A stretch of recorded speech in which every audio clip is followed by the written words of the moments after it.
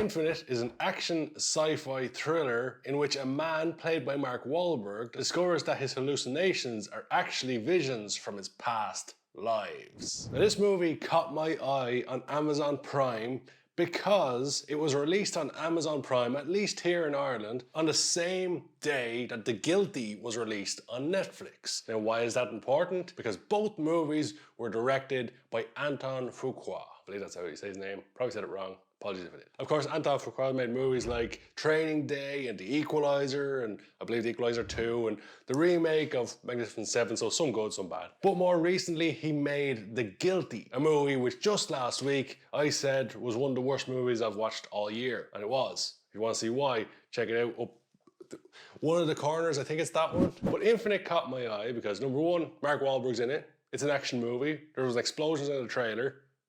And it looked pretty interesting. Chiwetel Ejiofor in there as well, who's a very good actor. So my intrigue was piqued here. So when I watched the trailer for this movie, my expectations weren't super high because it looks a little bit complicated. Insofar as the main character has all these past lives that he has to keep track of. At least that's what it looked like in the trailer. So I sat down to watch the movie.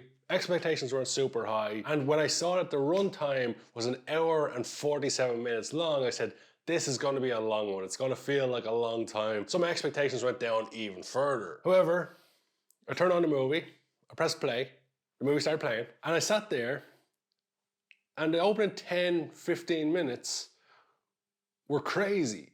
There was car chases, there was a guy jumping off a road onto a crane, there was explosions, there was some really cool close-ups of like bullets flying towards someone. Okay, maybe I was wrong here.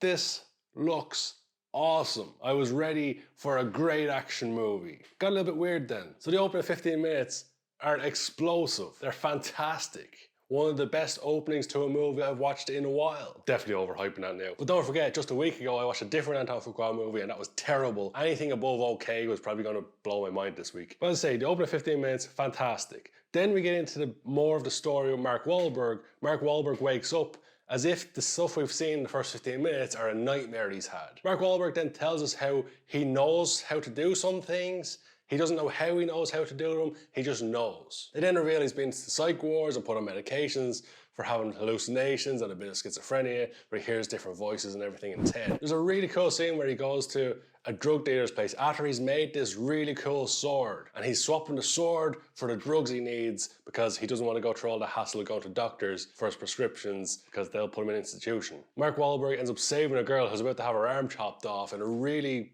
decent little scene. It wasn't amazing, it wasn't one of the best scenes ever, but it added to that first 15 minutes I talked about, where the action was pretty cool. So they go on in the movie to explain about how there's infinites, and infinites are people who can remember their past lives. A reincarnation of sorts. They even address that in the movie. So they go on to establish that Chiwetel Ejiofor is the bad guy, Mark Wahlberg is the good guy who doesn't know he's the good guy, his potential is locked inside, he needs to unlock his past lives, and there's people from his past lives trying to help him along the way. And then once we get to there, we get to the point where Chiwetel Ejiofor, he wants to destroy the world, and the good guys want to save the world. Chiwetel Ejiofor's whole motivation is that he's also an infinite. He wants to stop the reincarnation thing, and the way to do that is to kill off all life on Earth. So he has this bomb or this egg, and that's going to wipe out all life on Earth. So Mark Wahlberg has to stop him from getting that egg. The story isn't mind-blowing once you get to that point. It's fairly basic. But does it need to be any more than there's a good guy, there's a bad guy. Good guy tries to save the world, bad guy tries to stop him. Throw some good fights in there, throw some explosive action, and he should have a pretty good movie. The problems this movie faces is mainly in the writing. I think the writing has massively let this movie down because some of the dialogue is very clunky. A lot of exposition in this movie where they just tell you things rather than show you things. And there's a certain weirdness to the movie in some scenes where it just feels like actors are talking at each other, not to each other. They're not really responding to what the other one's saying, they're just saying the stuff they're supposed to say. That's how it comes across in many, many scenes. And again, I'd put that down to the writing being poor, because the actors can only work with what they're given. You can also blame the editing, possibly the direction too. Some of the scenes were a little bit clunky. Then you've got the special effects, and the special effects, they're not quite like Sci-Fi Channel special effects, not like the Asylum movies or some shit like that, but they're definitely not top tier special effects. Your eye will be drawn to it going, there's something not quite right. Like, it looks cool, but there's not quite fitting into the scenes. I feel this movie had a huge potential to be an amazing movie. But I think, weirdly, and I thought about this when I was watching it, one of the main problems it has, and this is weird, is that it's not long enough. You know, if you've been on this channel before, you know I generally say movies are too long. But while this movie does slow down massively in the middle, like the first, I don't know, 50 minutes are fantastically paced. There's a lot of action, there's a lot of things going on to keep your attention.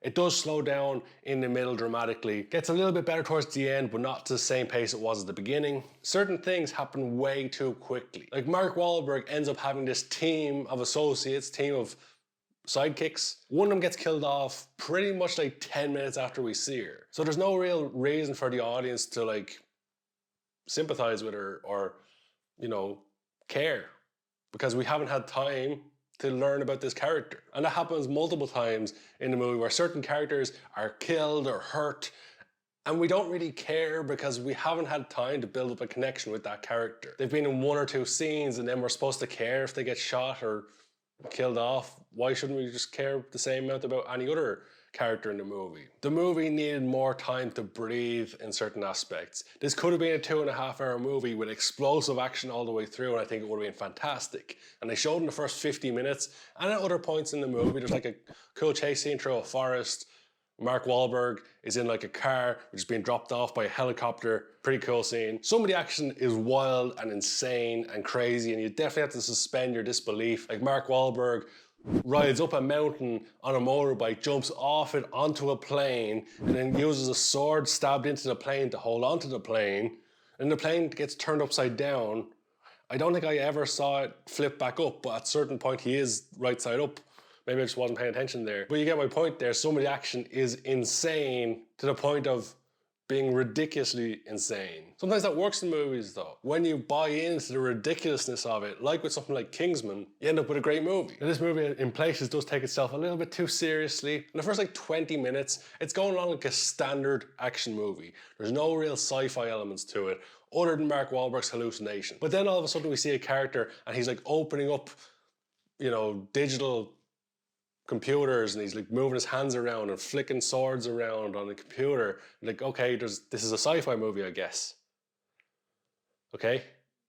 Because I guess holograms is all you need for a sci-fi movie. Cool. The performances within the movie, as I say, are massively affected by the writing, but one standout performer in this is definitely Chiwetel Ejiofor.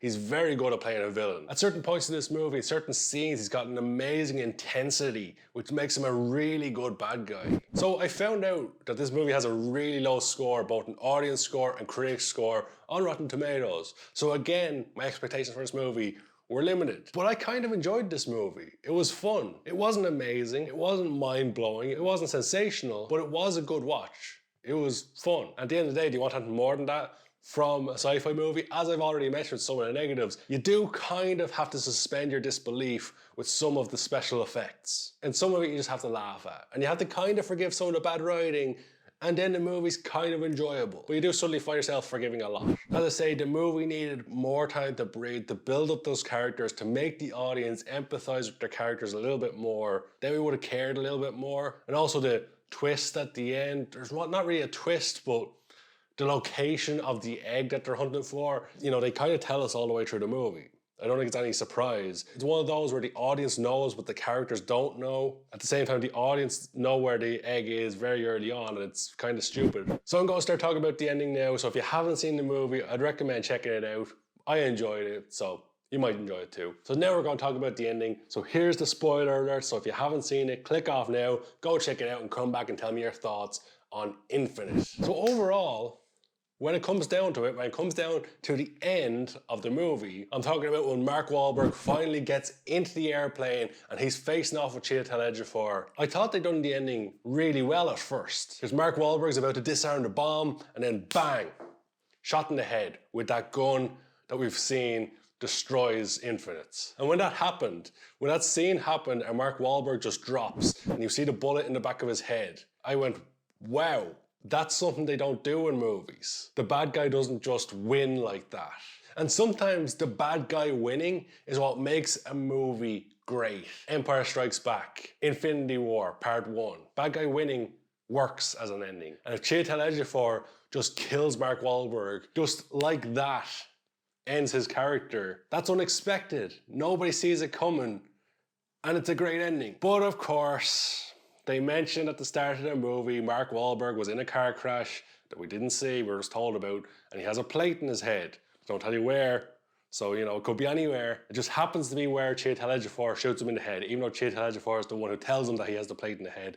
In the first place, you know, he could have used 2 bullets to be sure, or you know, shot him in the back with that special bullet, but he chose to shoot him in the back of the head where he knows the plate was. Kind of stupid. So Mark Wahlberg gets up, Chiwetel Ejiofor, they both have a fight. Ultimately, they end up falling out of the plane, fighting in the air. There's clouds everywhere, clouds and fog everywhere, which makes it really difficult to watch the scene, let alone see what's happening. Whoever chose that visual for the end fight scene should never make a movie again. It was so hard to see anything, and then all of a sudden you just see Chiwetel Ejiofor has a sword going through him, just out of nowhere. I believe he also got shot with one of those bullets, I think. And then Mark Wahlberg crashes into the water. Mark Wahlberg's character ultimately does die. But the thing is, they could have, as I already mentioned, had Mark Wahlberg's character be killed by Chiwetel Ejiofor with one of those bullets, but Mark Wahlberg's 2 companions are down below. They're about to blow up the place and release all those souls from the USB drive thing. So Mark Wahlberg's soul would have been released regardless, and he would have been reincarnated, and it could have gone again,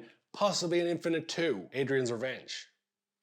But instead, they went with the good guy wins in a terrible fight scene, falling out of the sky, and then they do show the other characters getting reincarnated, including Mark Wahlberg's character, potentially setting up for an Infinite 2, but I don't think it's necessary now. As I mentioned, if they did it the other way, where the bad guy wins, or at least gets away, maybe his plan fails, but he gets away, then you've got Infinite 2 set up perfectly, with a lot of intrigue to it. Maybe cut out that terrible fight scene in the sky, and that movie would have been a hell of a lot better. But overall, as I mentioned, for the most part, I did enjoy the movie. It had some cool scenes, it had some cool visuals. I think Mark Wahlberg was good in there, Chiwetel Ejiofor is a very good bad guy in there. It's let down by a poor ending, some poor visuals, some terrible writing, some terrible dialogue, but it's not the worst movie I've watched this year. And it's certainly an enjoyable movie if you like action movies. So when it comes down to a rating out of 10, I would give this movie a 5.5 out of 10. Not spectacular, not awful. I think because of how bad some of those elements were that I mentioned, I can't really give it above a 5.5. I think that's even being generous. As I mentioned, maybe my opinion is skewed because I watched The Guilty last week, a different Antoine Fuqua movie,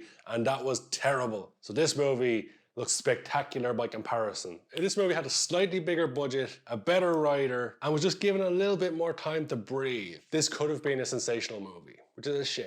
But this is where I throw it over to you guys because I want to know your opinions on Infinite starring Mark Wahlberg. Let me know your thoughts on this movie in the comments section below. And of course, if you're new here to Carl's Movie Film Show, I would greatly appreciate if you jump below this video, hit that subscribe button for new content every Tuesday, Thursday, and Saturday. But with all that being said and done, thank you so much for watching.